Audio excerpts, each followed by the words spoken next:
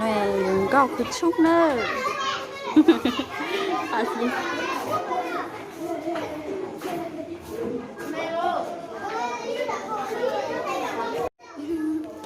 đi lên trên kia nào, đi nào Bibi, đi lên trên kia nào, đi nào, đi nào, đi nào, mình đi lên trên kia đi xem ngáo cày đi nào, đi nào, đi trên kia nào.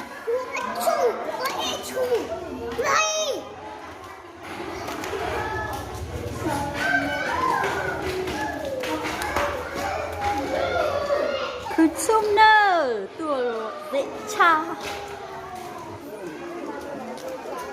Đây là cô gái thanh niên người La Hủ nha, xin gái chào mọi người. Ai nhớ ta ký kênh giúp. Đông rồi. Đấy, ngồi xuống, ngồi xuống. Kêu cái gì đấy?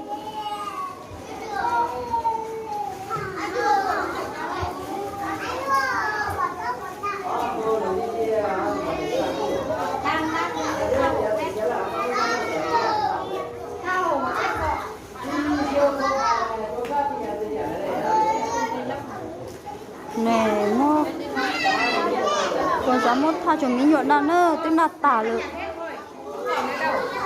tức là tả lỡ.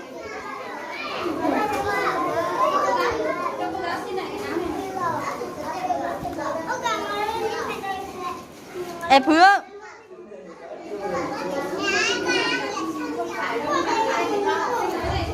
ăn kệ sao chưa? Sao chưa? Có ngon không? Có rõ chưa à? Cho mẹ xem nào, cho mẹ xem kiểu xem nào. Hết rồi à? Hết chưa? Hết rồi á. Ăn kệ xong chưa? Ăn xong rồi à? Cái nào còn mình nhặt lấy mà ăn thì để cho các anh chỉ lớp 1 và nhặt hết rồi. Từ từ đó, bà từ từ mới đi về. Hết chưa? Sao hết rồi à? Cho mẹ xem nào.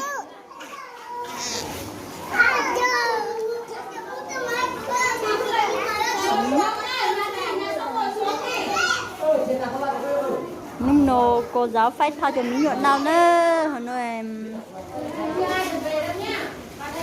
nung nô nghỉ hè rồi nhá. Nghỉ hè.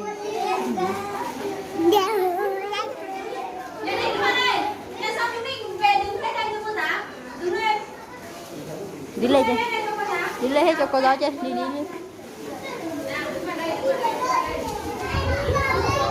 đi. Đi vào chỗ kia, mẹ đang quay phim cơ mà. Mẹ quay cho con.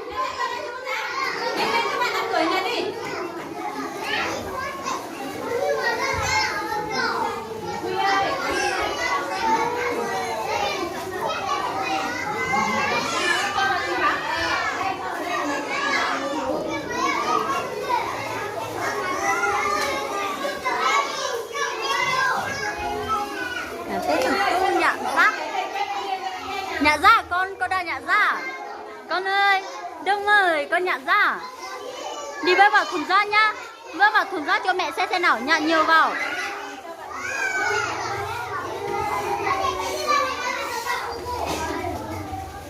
Rồi. Nào. Được rồi, con không nhả nữa đâu. Cho cô giáo quét đi, cho cô giáo quét.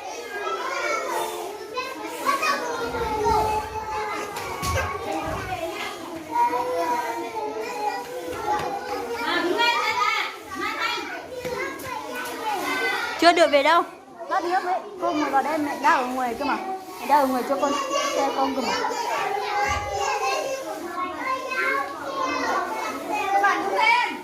Con đứng lên, con đứng lên. Để cô chạy ra đi con ơi, chạy ra cho mẹ nào. Đi ngồi bên kia đi con. Đi ngồi chung kia đi con.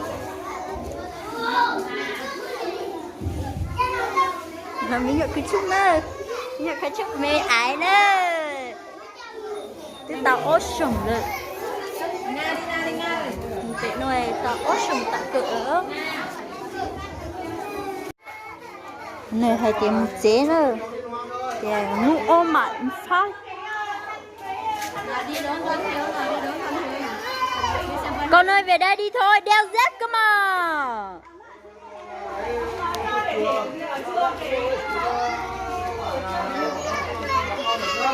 Mua một xéo. Ở bên người nghe tại thảo xéo liệu là cho nó thì liệu gì. Lớp một lớp hai bố bia chỉ nào ngó phụ cha không mấy cóอยู่. Ngoài nghe tại xéo liệu cho tôi nó xéo liệu.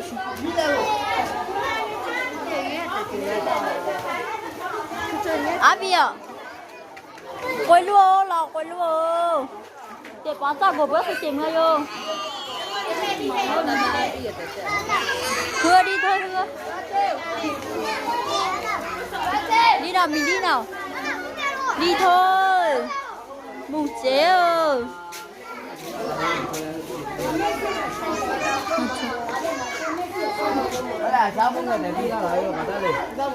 đi thôi đi đi Em ơi bảo chị là những cái đồ nhưng mà bảo chị ơi biết được cuối năm này học lớp nào kiểu kia với thầy Pháp. có hôm nào nếu mà các cháu lên 5 tuổi thì chế nữa hôm nay hay tia thứ hai mới phát quà hôm nay tối rồi không kịp phát